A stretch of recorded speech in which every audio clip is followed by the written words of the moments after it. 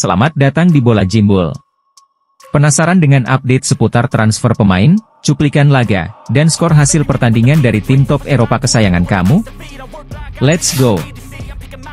Pertandingan pertama babak perempat final Copa America 2024 mempertemukan Argentina, yang mendapat perlawanan sengit dari Ekuador hingga membuat La Albiceleste berhasil menang lewat drama adu penalti. Bermain di Houston, Amerika, Lionel Messi dan kawan-kawan memulai laga dengan serangan umpan pendek yang menciptakan beberapa peluang dengan sesekali Ekuador membahayakan gawang Emi Martinez. Serangan beruntun sang juara dunia itu pun akhirnya membuahkan hasil di menit 35. Sepak pojok yang dieksekusi Messi berhasil sampai di kepala Alexis Mac Allister untuk meneruskannya ke kepala Lisandro Martinez yang tak terkawal.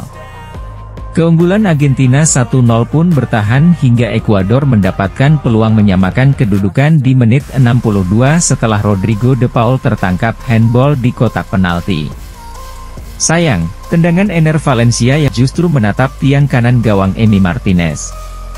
Beruntung, di injury time babak kedua, Kevin Rodriguez berhasil memaksa wasit meneruskan laga ke babak extra time dengan gol sundulannya. Sayangnya di babak extra time tidak ada gol tercipta yang membuat wasit melanjutkan laga ke babak adu penalti. Lionel Messi pun maju sebagai penendang pertama. Sayang, tendangan penalti Panenka Messi menghantam mistar gawang. Dan lagi-lagi, Emi Martinez kembali menjadi pahlawan Argentina dengan menggagalkan penalti pertama dan kedua dari Ekuador. Argentina pun menang adu penalti dengan skor 4-2. Sang juara dunia Qatar itu pun lolos dari perempat final dan akan melawan pemenang antara Venezuela versus Kanada. Laga pertama babak perempat final Euro 2024 menyajikan pertandingan final dini antara tuan rumah Jerman yang tumbang atas Spanyol dengan skor 2-1 pada Jumat malam waktu Indonesia. Di babak pertama, jual beli serangan dari kedua tim sangat imbang terjadi namun tak membuat skor berubah tetap tanpa gol. Ketika babak kedua baru berjalan 5 menit, penetrasi yang dilakukan Lamine Yamal di sisi kiri pertahanan tuan rumah menghasilkan umpan brilian ke kaki Dani Olmo yang datang dari belakang. Gelandang RB Leipzig itu pun melakukan tendangan placing ke sudut kanan gawang Manuel Neuer yang membuat skor berubah menjadi 1-0 untuk Spanyol. Perubahan terjadi ketika pelatih Julian Nagelsmann memasukkan banyak pemain bertipikal menyerang. Dan berhasil, di menit akhir babak kedua, Florian Wirtz yang tak terkawal di kotak penalti sukses meneruskan umpan sundulan Joshua Kimmich untuk menghujam gawang Unai Simon. Skor berubah 1-1. Di extra time, jual beli serangan dengan tempo lambat menjadi pengiring laga hingga akhirnya gemuruh pendukung Spanyol bergema yang menjadi minoritas di antara lautan putih pendukung Jerman. Hal tersebut lantaran Mikel Merino, yang masuk dari bangku cadangan melakukan sundulan cantik di menit akhir extra time. Spanyol pun menang 2-1 dan siap melangkah ke semifinal untuk menantang pemenang antara Prancis dan Portugal. Di Hamburg, laga perempat final lain mempertemukan Prancis, yang sukses mengalahkan Portugal dalam drama adu penalti pada Sabtu dini hari waktu Indonesia. Kendati kedua tim turun dengan skuad terbaiknya, namun, skor kacamata bertahan hingga wasit harus meneruskan laga ke babak adu penalti. Dan, yang menjadi pembeda adalah ketika penendang ketiga Portugal, Joao Felix, gagal menceploskan penaltinya lantaran terkena tiang gawang. Tim Ayam Jantan pun berpesta di saat penendang penentu, Theo Hernandez, sukses mengeksekusi penaltinya dan membuat Prancis otomatis melanggang ke semifinal untuk menantang Spanyol. Di Copa America, lanjutan babak perempat final mempertemukan Venezuela, yang harus pulang setelah dikalahkan Kanada lewat drama adu penalti. Kanada pun lolos dan akan berduel dengan Argentina di semifinal. Chelsea telah melakukan kontak dengan Nottingham Forest untuk menjajaki kemungkinan transfer bek tengah mereka, Murilo Santiago Costa dos Santos. Murilo sendiri menjadi bek andalan Forest di musim lalu. Ia tercatat telah bermain sebanyak 32 kali dan menyumbang 2 assist untuk tim. Beberapa tim besar Premier League lain sebenarnya telah menunjukkan minatnya terhadap bek berusia 21 tahun tersebut. Ditambah lagi dengan Chelsea yang kini tengah menggencarkan perekrutan pemain-pemain muda potensial sebagai rencana strategi transfer The Blues. Arsenal dan Chelsea dikabarkan tengah melakukan upaya untuk memboyong bintang muda Italia, Riccardo Calafiori. Namun, tim meriam London nampaknya menjadi yang terdepan karena mereka diberitakan telah memaparkan tentang proyek jangka panjangnya kepada sang pemain. Kesepakatan antara dua pihak juga sudah terjalin dengan menyetujui penawaran kontrak panjang 5 tahun hingga Juni 2029. Calafiori sendiri bersedia untuk pindah ke Emirates Stadium kendati belum ada penawaran resmi yang dilayangkan kepada Bologna. Klub Italia tersebut mungkin akan memasang harga 50 juta euro untuk melepas sang pemain. Sementara kepindahan Calafiori ke Juve yang diberitakan sudah dekat kini telah batal terlaksana dikarenakan hubungan antar kedua klub yang kurang harmonis.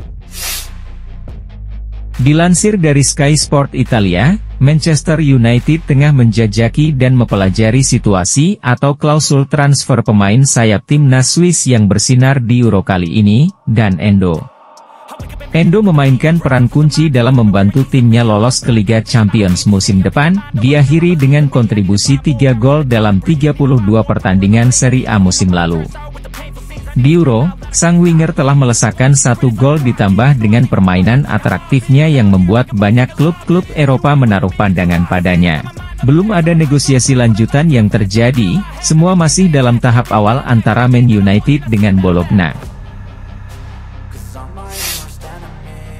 Berdasarkan laporan terbaru dari Sky Sport Jerman, Erik ten Hag sudah melakukan meeting dengan agen Joshua Zirkzee. Ten Hag juga dikabarkan sempat melakukan komunikasi dengan striker berusia 23 tahun tersebut via chat. Zirkzee menjadi prioritas striker yang sedang diburu oleh setan merah musim panas ini.